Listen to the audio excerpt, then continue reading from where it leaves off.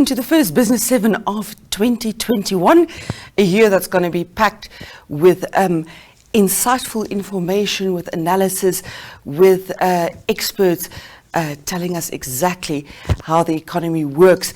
However, in this program, stay tuned. We have an interview with Robert McGregor. He's an economist at Cirrus Securities, and he's going to have a look at what issues are going to shape the economy in 2021. We're looking at issues like COVID-19. We're looking at how the consumer is going to be impacted. So do stay tuned for that interview just after the break, and also later in the program. One thing 2020 has taught us is the importance of making sound investment decisions. We have Etienne Roux from Allan Namibia to tell us more about issues we need to take into consideration when we make that decision.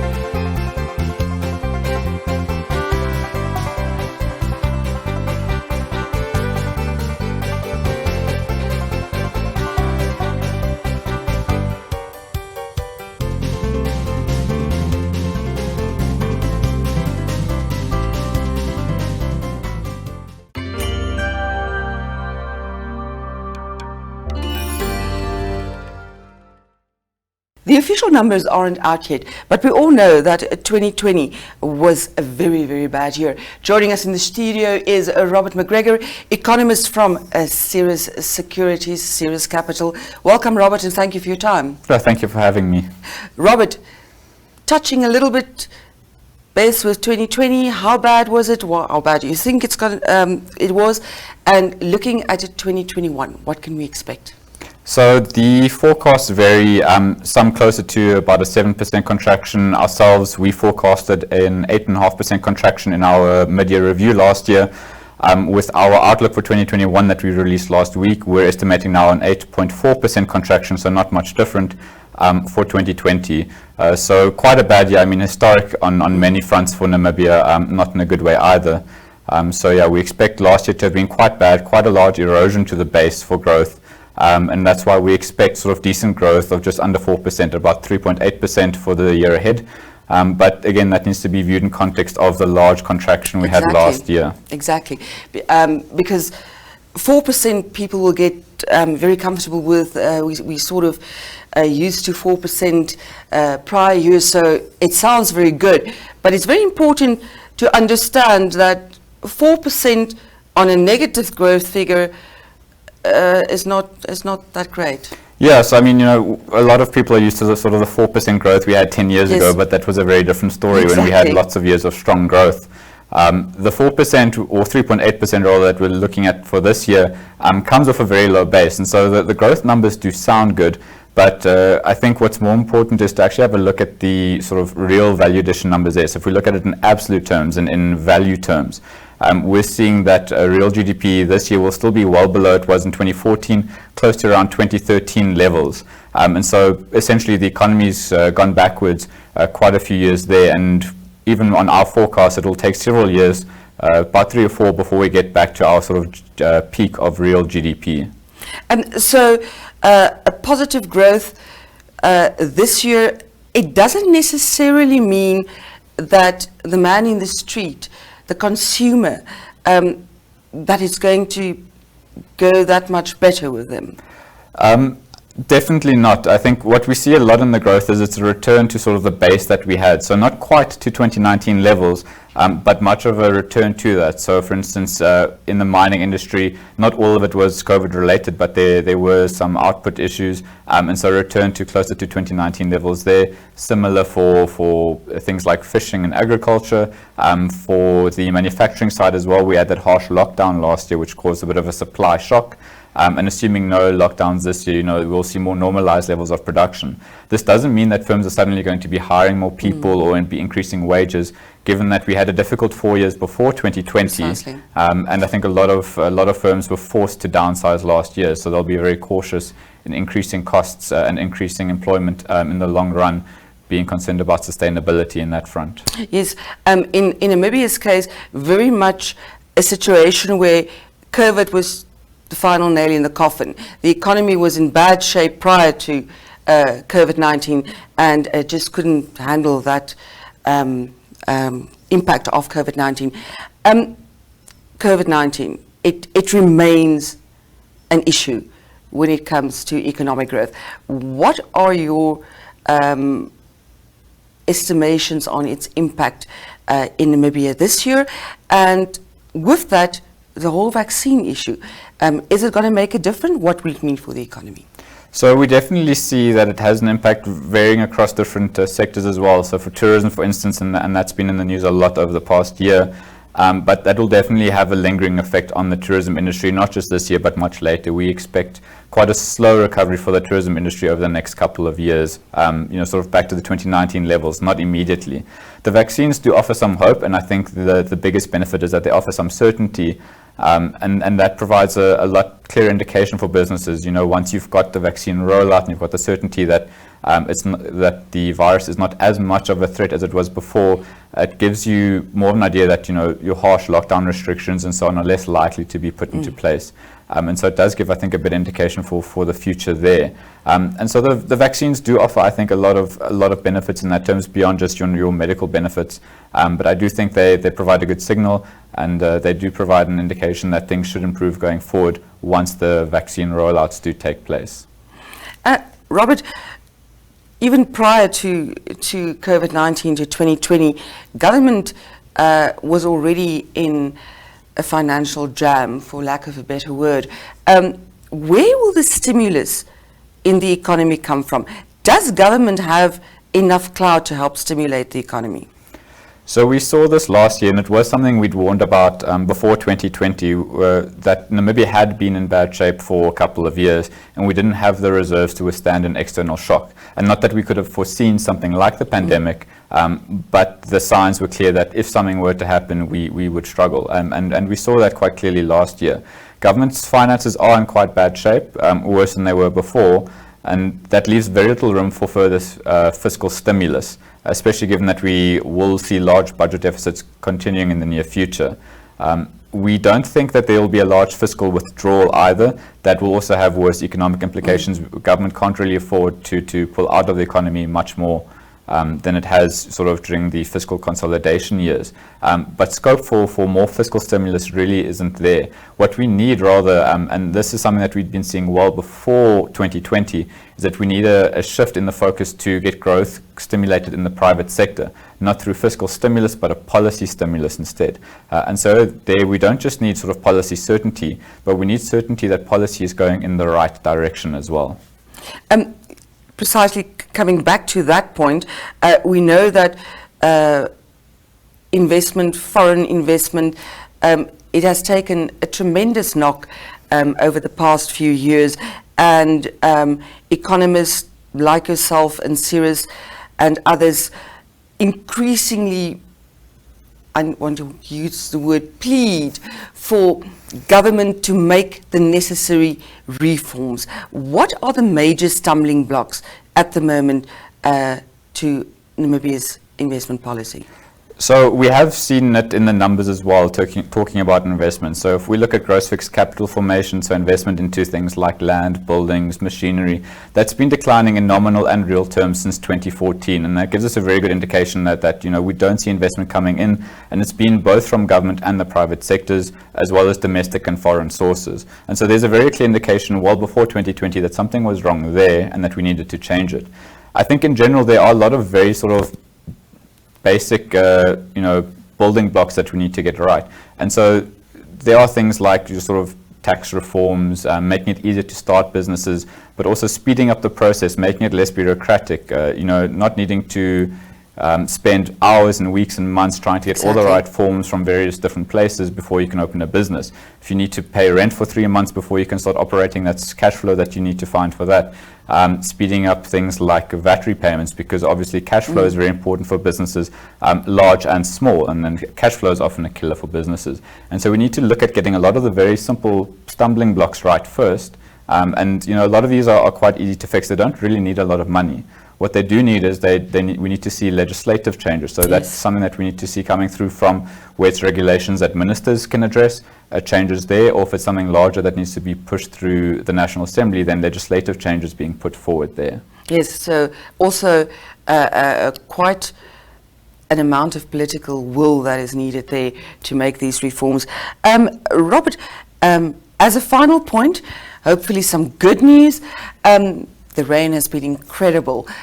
How will that affect agriculture, and what are the prospects for growth in agriculture this year? So we think agriculture saw really good growth last year already, and so it's great at a high base. So there have been good rains. It doesn't mean that we'll see exceptional growth this year because we had better growth last year there already.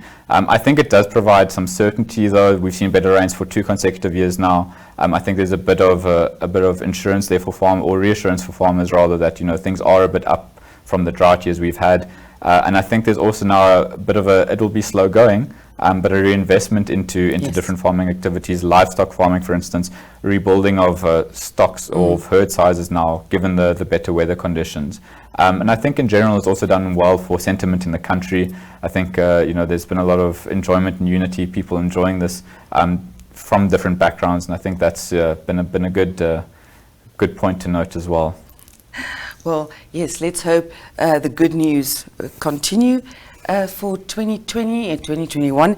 Robert, thank you very much for your time, and we will see you sometime this year for sure again. Thank you.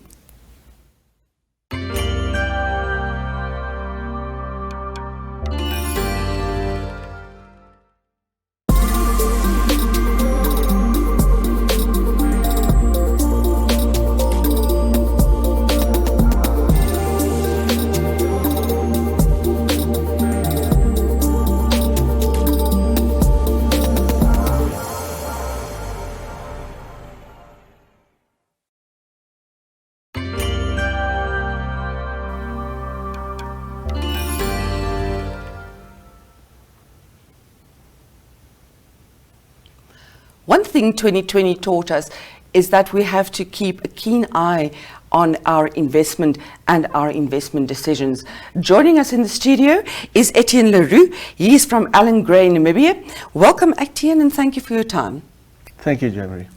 Etienne, yes, looking at 2021 and the volatility, or 2020 rather, we hope 2021 isn't that volatile, but looking at 2020 and the absolute volatility on the markets, it is only natural for laymen's or ordinary people that save to get a bit nervous about that. What is your take on this? Thank you. Yes, it's interesting. Investing money overall is an emotional subject, and it's normal to get nervous in times of turmoil. In the 47 years of Allan Gray's existence, we've seen a number of these periods, protracted periods of underperformance or market turmoil. And, for us, it's really about investing for the long term. And as, investment managers who's seen quite a bit, it's always important to remind our investors that it is our job to look through the noise, whether this be political events across the world, or whatever the reason might be. It's our job to invest by through ignoring all these noise around us, and look at the fundamentals of the companies that we invest in. I like the word, or the use of the word noise, because that is exactly what ordinary people feel like when it becomes hectic, and they see the immediate impact of what is happening. And it's good to know that you guys have a long-term strategy in mind. when you approach investments. Can you elaborate on that? Yes, the long-term thing is, I loved it when I moved to Namibia 12 years ago. One of my clients told me it's a bit like farming. We understand farming. Indeed, I've noticed that. And it's a bit like farming, and he said, you know, when you say plough the land, plant your carrots, you don't go out to the field every morning and pull out the carrot halfway, or you know, to see how far it has grown. And I think with investments, it's a bit the same. When we analyze a company that we potentially want to invest in, we will look at all the fundamentals, and you know, based on that, and it's, you know, primary research that we do. We don't rely on external research and so on. And based on that, we will then see, right, does this company have the potential to grow over the long term? And if we see that there's a disconnect between what the value of that company is, the intrinsic value, and that what the share price is on the market, then we will likely buy that company. And then you have got to give it time for that thesis to play out. And that is the uncomfortable wait that the majority of investors experience. Indeed, people tend to panic very quickly when they see the sharp movements, etc. And therefore, it's important that you choose an investment manager that you have a rapport with and that you can trust. What is Allan Gray Namibia's philosophy when it comes to working with their clients, with people, with actual people? Yeah, I think we can look at our purpose, and since Dr. Gray founded the company in 1973, you know, the purpose has remained the same, and that is to grow long-term wealth for clients. And it's something that we take quite seriously. You know, we look after hard-earned savings of our clients. It's years of someone's sweat. You've got to respect that. And so that is really our purpose, is to grow the long-term wealth. And how do we do it? By sticking to the same investment approach that we've been applying, you know, for the past few decades. And sometimes I say sometimes, quite often actually, we move against the tide. You know, we don't follow the herd. We take decisions that might seem contrarian at the time, and that's really what we've become known for. So yes, that is a little bit of thinking outside the box, Indeed. Which is becoming a huge buzzword in the new normal, the importance of being able to think outside the box and to find new ways of doing things, because the run-of-the-mill, safe-trodden road doesn't necessarily work anymore. And it's very important for, if I take myself, I need to feel that I can trust the investment manager that is looking after my retirement. How important is the issue of trust? Yes, indeed. I mean, it's quite important for us. With our clients, we don't have a business, so it's extremely important that we have that trust from our clients. And I think it's best illustrated by the fact that we've remained consistent and true to our investment philosophy and process over the years. You know, I think there's a lot of talk.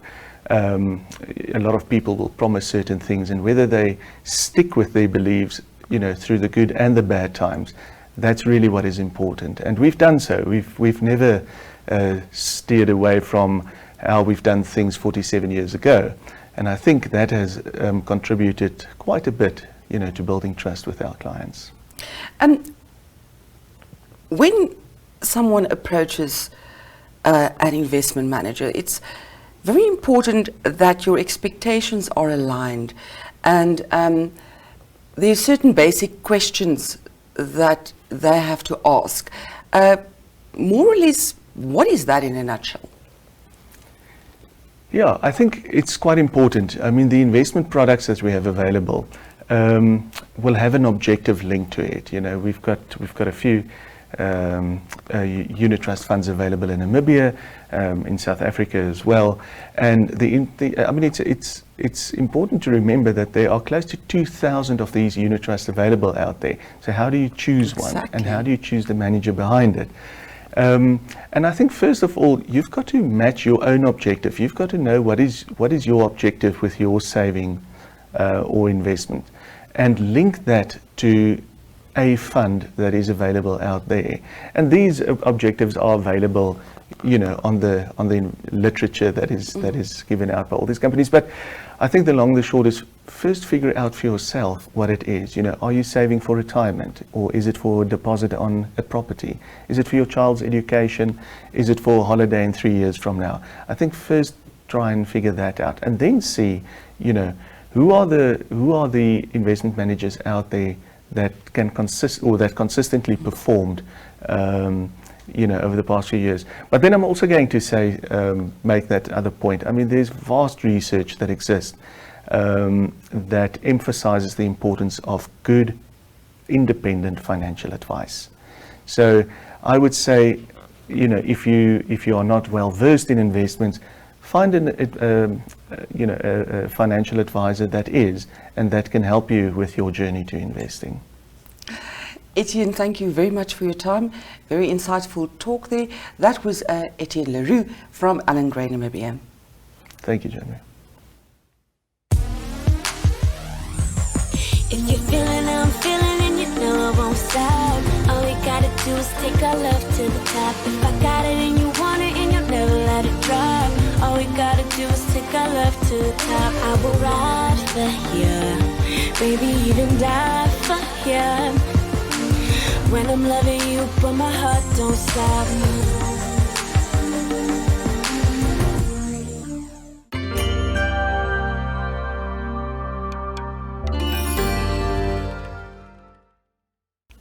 That's it for this week's program. Thank you very much for joining us. We'll be back in 2 weeks' time, same place, same time. Until then, stay safe.